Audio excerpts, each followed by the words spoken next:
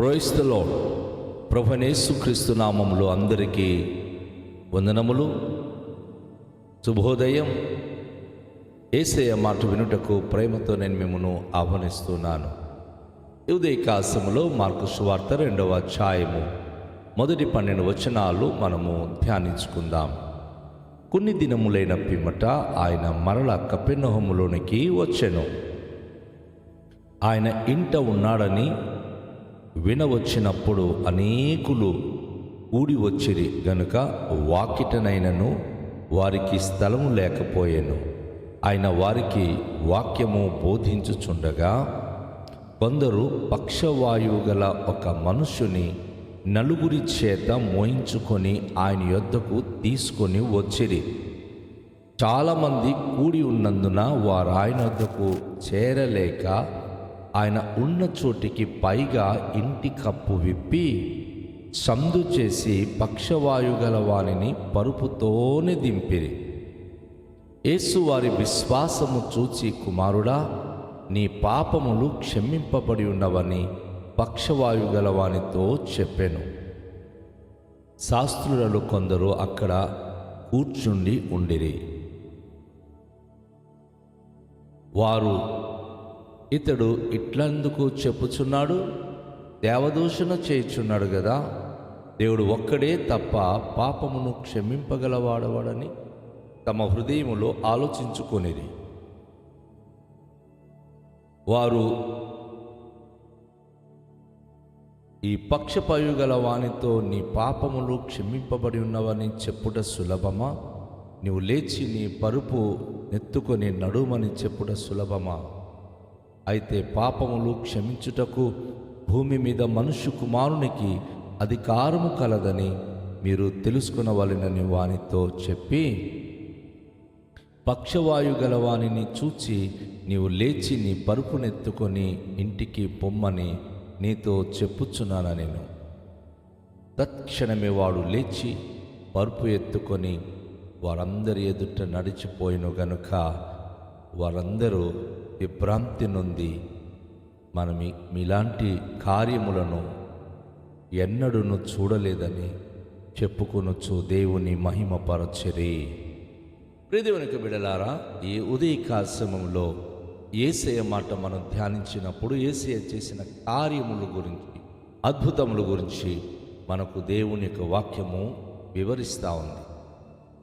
మరి ప్రభువైన యేసుక్రీస్తు వారు ఎక్కడైతే కుష్ఠరోగిని బాగు చేశారో ఆ ప్రాంతం అంతా కూడా కుష్ఠరోగి యేసు ప్రభువారు చేసిన మహాత్మ్యమును గురించి ఆయన సాక్ష్యమిచ్చుచూ తిరిగినందున మరి కపెర్నహూములో ఆయన వచ్చి ఆ గృహమందు ఉన్నప్పుడు మరి అనేక మంది ప్రజలు యేసు ప్రభువారు ఇంట్లో ఉన్నాడన్న సంగతి తెలుసుకొని వాకిటకుడను స్థలం లేనంతగా కూడుకొని ఆయన వాక్యము బోధిస్తున్నప్పుడు వింటున్నారు.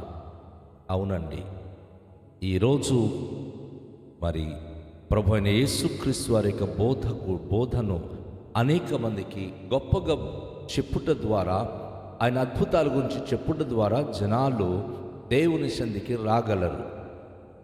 ఒకవేళ గనుక ప్రజలు దేవుని యొక్క నామానికి మహిమకరంగా అట్టి విషయాలు చెప్పకుండా, దేవుని కార్యములు వివరించకుండా, దేవుని విషయంలో గనుక నిర్లక్ష్యము చేస్తే ఎవరొస్తారండి? దేవుని యొక్క ప్రియ బిడ్డలారా, దేవుడు మీ జీవితంలో చేసిన కార్యాల గురించి మీరు ఇతరులకు చెప్పవలసిన వారై ఉన్నారు. మీరు చెప్పడం ద్వారా అనేక మందికి మీరు ప్రభు యొద్దకు తీసుకురావడానికి లేక నడిపించడానికి కారకులవుతారు. ఈరోజు మనం గమనిస్తున్నాం, మరి యేసు ప్రభువారు బోధించువాడు, అనేక మందికి ఆయన తన వాక్యం ద్వారా బలపరచువాడు, తనకొచ్చి ముట్టిన వారు, తన యొద్దకు వచ్చిన వారికి ఆయన స్వస్థతనిచ్చేవాడు. ఈరోజు క్రైస్తవ లోకం ఏ స్థాయికి వెళ్ళిపోయిందంటే, సేవకుడు మా ఇంటి దగ్గరికి రావాలి, మమ్మల్ని బాగు చేయాలి. వారిలో విశ్వాసహీనులుగా ఉన్నప్పుడు 100 సార్లు సేవకుడు వెళ్ళినా కూడా బాగుపడరండి. రోగి తనకు తాను ప్రభు యొద్దకు వెళ్ళాలన్న విశ్వాసముతో తను తీర్మానం చేసుకున్నప్పుడే అద్భుతాలు జరుగుతాయి. ఈ యొక్క సంఘటనలో మనం చూస్తున్నప్పుడు ఆయన ఇంట ఉన్నాడన్న సంగతి తెలుసుకున్నప్పుడు గమనించండి, ఒక పక్షవాయు గలవాడు, కాలు చేయి పడిపోయిన వ్యక్తి నడవగలడా? నడవలేడు. తన మంచం మీద నుంచి కదలలేడు. కానీ తన మనసు కదిలింది. ఆయన బతుమలుతున్నాడు, అయ్యా నన్ను యేసే దగ్గరికి తీసుకుని వెళ్ళండి, అయ్యా నన్ను ప్రభు దగ్గరికి తీసుకుని వెళ్ళండి అని ఆయన ఎంత మొరపెట్టాడో. కొందరు పక్షవాయు గల వ్యక్తికి వారు ఏం చేశారంటే, నలుగురు వ్యక్తులు ఆయనను మోసుకుంటూ యేసు ప్రభు వారు ఉన్నటువంటి కపెర్నహూములో తను ఉన్న ఇంటి దగ్గరికి తోడుకొని మోసుకొని వచ్చారు. అక్కడికి వచ్చేటప్పుడు అక్కడ చాలామంది కూడి ఉన్నారు. ఆ లోపలికి వారు చేరలేకపోతున్నారు. ఎందుకంటే ఆ లోపల ఉండేది పరిసయ్యులు, ఆ లోపల ఉన్నది యేసుప్రభు చుట్టూ ఉన్నది సదుకయులు, శాస్త్రులు, పండితులు, గొప్పవాళ్ళు ఉన్నారు. వారు ఉన్నప్పుడు ఈ సామాన్యమైనటువంటి యొక్క రోగి, ఒక పక్షవాయు గలవానికి ఎవరు చోటిస్తారు? అక్కడ ఆయన బోధిస్తుంటే వింటున్నటువంటి జనాలు, ఆసక్తిగా ఉన్నటువంటి జనాలు ఉన్నారు. వారి మధ్యకి ఒక రోగి నేరుగా వెళ్ళడం అది అసాధ్యం, కష్టం. గమనించండి, తను ఇంటి నుంచి అయితే మోయబడి వచ్చాడు, కానీ యేసు దగ్గర చేరుకోవడానికి తను చుట్టూ ఉన్న ఆ యేసు ప్రభు చుట్టూ ఉన్నటువంటి వ్యక్తులను చూసి వీరు భయపడ్డారు. ఆ లోపలికి వెళ్ళడానికి వారికి చోటు లేకపోయి, అవకాశం లేకపోయి ఆలోచనలో పడ్డారు. అంతలోనే వారి మనసులో ఒక ప్రేరణ వచ్చింది. వారు ఆ ఇంటి పైకప్పు, అనగా ఆ ఇంటి పైకి వెళ్ళి ఆ పైన ఉన్నటువంటి కప్పు తీసివేసి యేసు ప్రభు వారు ఎక్కడున్నారో సరాసరిగా ఆ చోటికి యేసు ప్రభును యేసు ప్రభు ఉన్న చోటికి ఆ రోగిని దించడానికి వారు ప్రయత్నాలు చేశారు. మరి ఒక పరుపులో అతనికి మోసుకొని వచ్చి ఉన్నారు కదా, ఆ పరుపుతోనే ఆ పైకప్పు తీసి ఆ ఇంటి పైకప్పు నుంచి కిందకి దించినప్పుడు అక్కడ యేసుప్రభు ఎలాంటి డిస్టర్బెన్స్ ఫీల్ అవ్వాలా, అక్కడ ఉన్నవారు ఎలాంటి డిస్టర్బెన్స్ ఫీల్ అవ్వాలా. కానీ అక్కడ అద్భుతమైన విషయం ఏంటంటే, యేసుప్రభు వారు వారి విశ్వాసము చూచారు. దేవునికి లేక యేసుప్రభుకు కావాల్సింది ఏంటంటే, అమ్మా నీ గొప్పతనాలు కాదు సహోదరుడా, నేను ఎవరో తెలుసా అని యేసే దగ్గరికి వచ్చి నిన్ను నువ్వు మరి గొప్పలు చెప్పుకోవడం యేసేకి ఏమాత్రం ఇష్టం లేదు. అసలు యేసుప్రభు పట్టించుకోవడం. యేసే దగ్గరికి ఎవరు వచ్చినా సరే ఆయన ఉన్నాడని, తనకు వెతుకు వారికి ఫలము దయచేస్తాడని విశ్వాసంతో రావాలి. విశ్వాసం లేకుండా తనకి ఇష్టలుగా ఉండలేం కదా. కనుక యేసు ప్రభు వారు ఈ నలుగురు వ్యక్తులు ఆ వ్యక్తిని కిందకి దించినప్పుడు, ఆ దించబడిన వ్యక్తి ఎవరు అంటే పక్షవాయు గలవాడు, కాలు చేతులు ఆడని వాడు, ఎప్పటి నుంచో ఆయన మంచాన పడున్నటువంటి రోగి. యేసే తనను చూచినప్పుడు ఆయన తన చేతులు కూడా చాపలేక ఎత్తలేక ఏడుపు మొదలుపెట్టాడు. ఎస్, పశ్చాత్తాపం ఒక వ్యక్తి రాని పక్షములో ఎవరు ఎటువంటి స్వస్థత పొందలేరు. మీ గొప్పతనాల గురించి మీరు చెప్పుకుని కూర్చుంటే ప్రభు ఆయన మన్నించలేడు.